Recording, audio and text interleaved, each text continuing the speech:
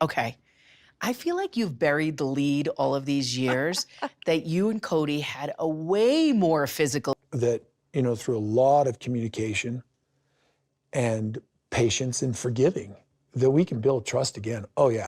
For years, we thought Janelle was the frugal one. Turns out, she was the only one who ever looked at the receipts. She wasn't supposed to speak. She wasn't supposed to look too closely. She wasn't supposed to find this. But Janelle Brown has had enough. With trembling hands and a heart weighed down by years of suspicion, she sat alone one night at the kitchen table, flipping through dusty manila folders each page, a puzzle piece to a lie no one wanted solved.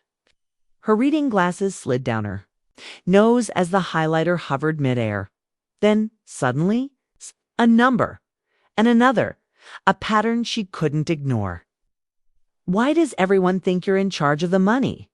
They'd asked her that for years. So had the fans. So had the kids. Even Mary whispered it once, confused and betrayed. Janelle used to laugh it off. Cody says, I handle it.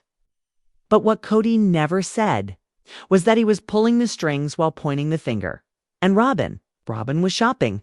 I saw where the money went, Janelle finally says in her confessional. And how much Robyn and Cody took. It was a lot more than I ever imagined. Picture this. Janelle's sleeves rolled up, lights dimmed, and a decade's worth of shared bank statements laid out before her like a crime scene. A single lamp glows above her as she cross-checks mortgage payments, boutique receipts, and strange wire transfers with dates that don't lie. She isn't just sorting bills. She's unearthing a betrayal. There, in black and white, a transfer labeled Coyote Pass Development Fund. It should have gone into the family account instead. It was rerouted straight into Robyn Brown's personal bank and the boutique. $3,200 the day before Christmas, when Cody claimed they couldn't afford gifts for the kids. $7,800 for home upgrades 2 days before Janelle had to beg for funds to fix her heater. And yet, Cody stood on camera that season saying the family budget was tight, saying Janelle needed to be more disciplined. For years, I was made to feel like the money manager, the one withholding. But I traced every penny.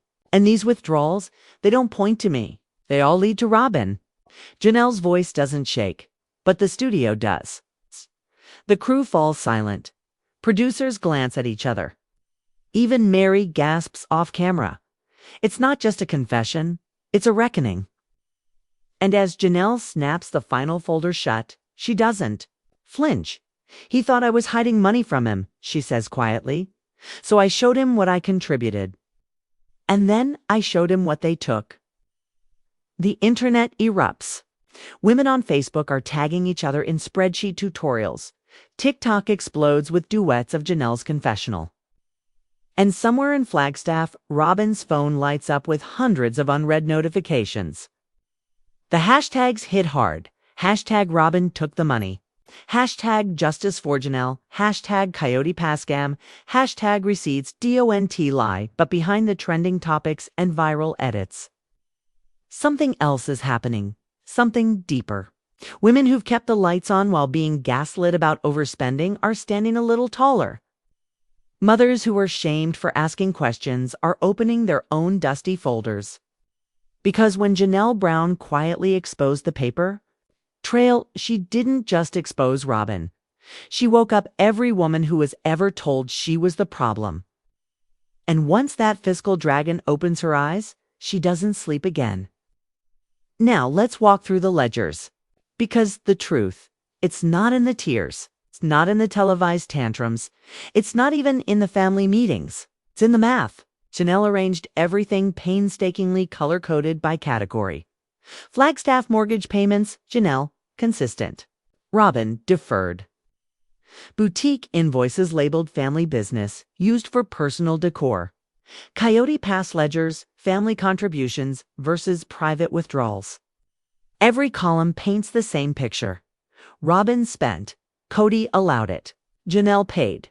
And they all blamed her. Stay with us, because what's coming next is the final audit. And this time, Janelle's not staying silent. It read like a shopping montage: silk scarves on Tuesday, artisan jewelry on Friday, and cashmere throws the following week. All shipped to Robyn. All paid from the family account. All while the rest of them were told we're broke. Let that sink in. Because as Janelle sat at her kitchen table with years of statements spread out like forensic evidence, the picture that emerged wasn't just mismanagement. It was a betrayal with receipts. And this wasn't careless spending. This was coordinated, hidden, personalized theft in the guise of family budgeting. You remember those modest upgrades Cody bragged about on the show? Yeah, Janelle's printout said otherwise. A $7,800 invoice for custom light fixtures in Robyn's home the same month. Janelle's refrigerator had to be patched with duct tape because the family budget was frozen. A specialty landscaping service that cost more than a year of college tuition stamped paid in full. Dates matched to the hour with boutique binges, all while Cody told the family we can't afford groceries this week. But the real smoking gun, Coyote Pass, in a folder labeled Development Fund. Janelle found it, a wire transfer 6 figures, moving silently from the family LLC into a bank account titled Brown Row Robyn Holdings. No shared signature. No wife approval. Just Cody's electronic authorization. I didn't want to be tied to him anymore. Not emotionally, not legally, and definitely not financially. Janelle's voice doesn't tremble when she says it.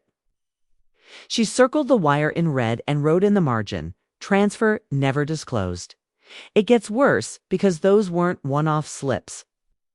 Janelle found breadcrumb transfers smaller, stealthier, but all leading to the same destination, Robyn's empire.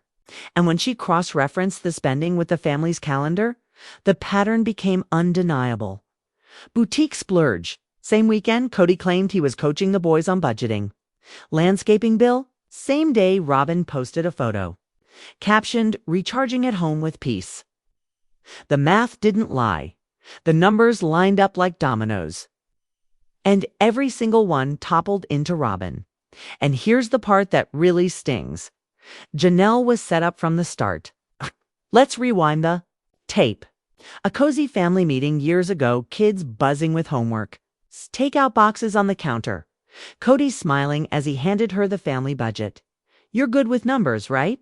Robyn nodded. The other wives sighed in relief. And Janelle, eager to help, said yes.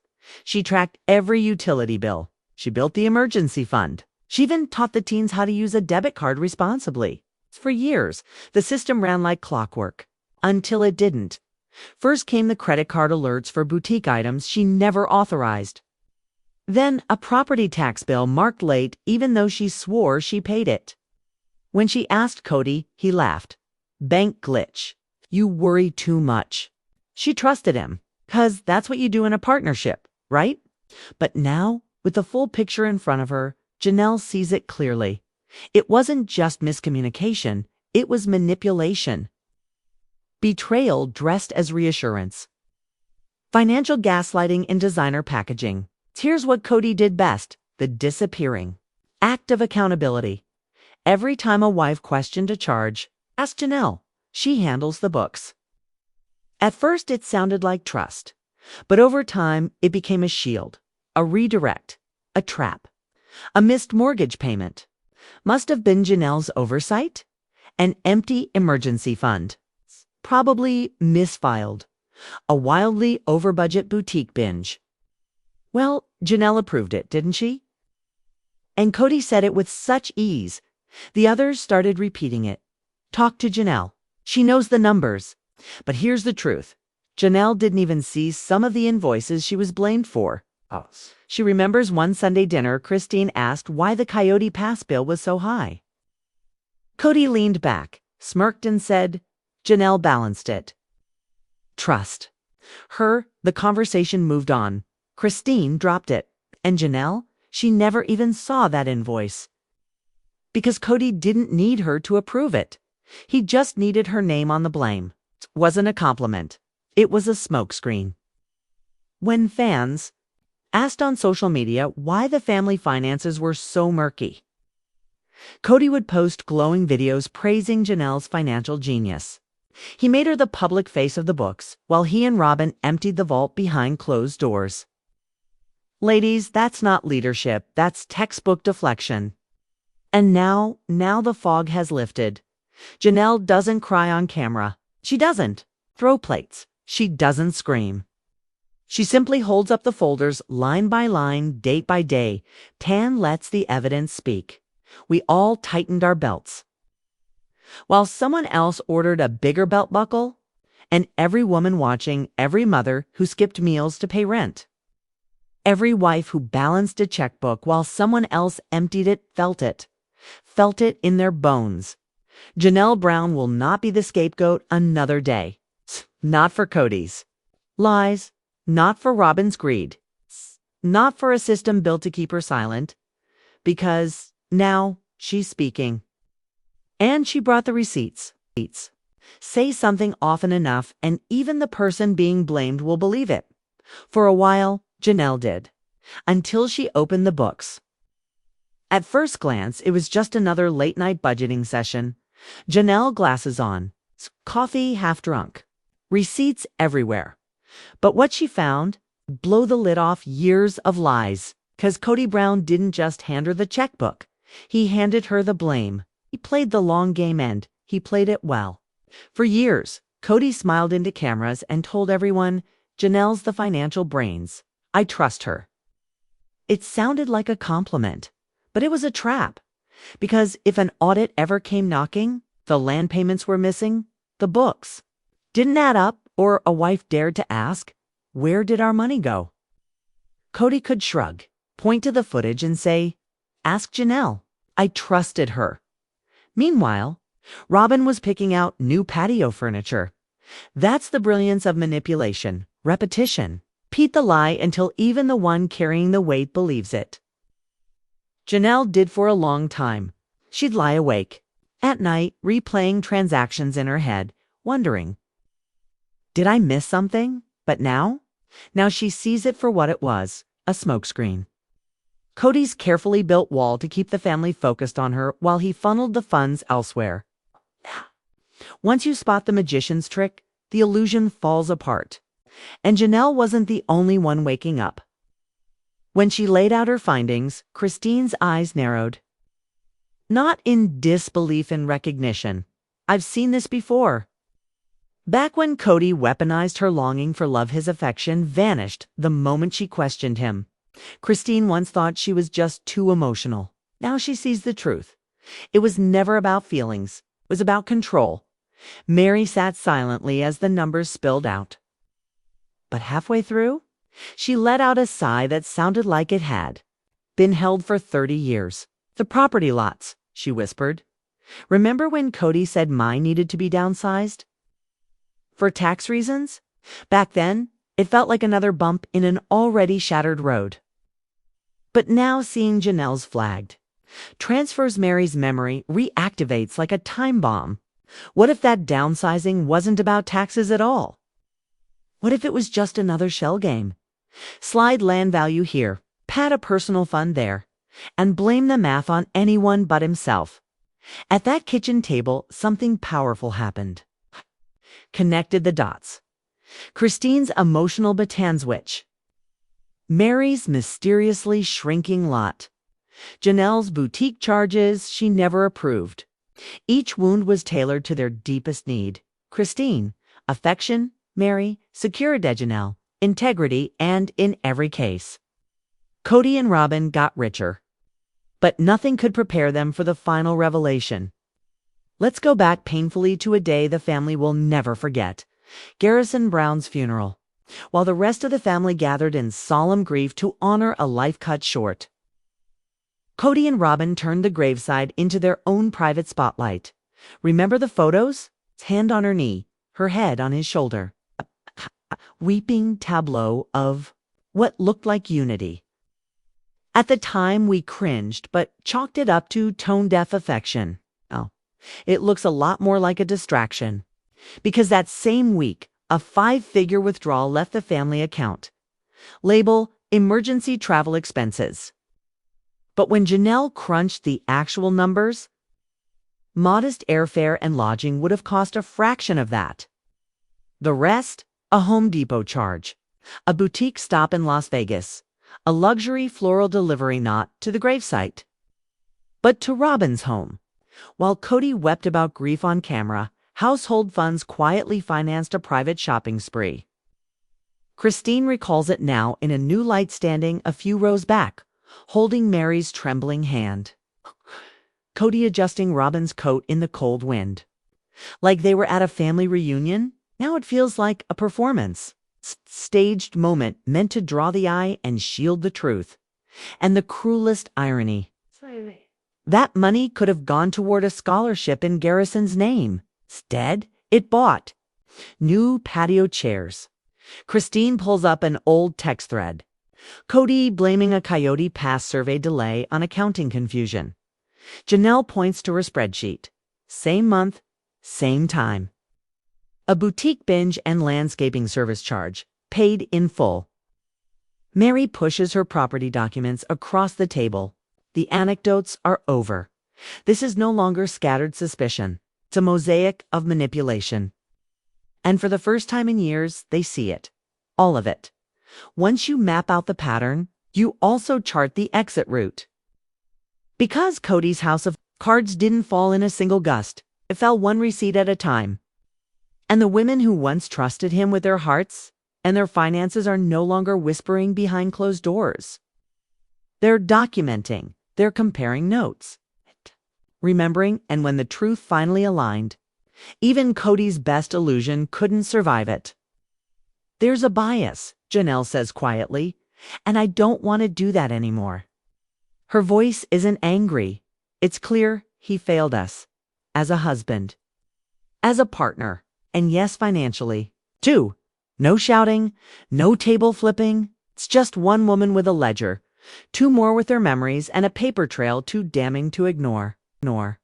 What if the most go-trenching moment of your life was just a backdrop for someone else's shopping spree?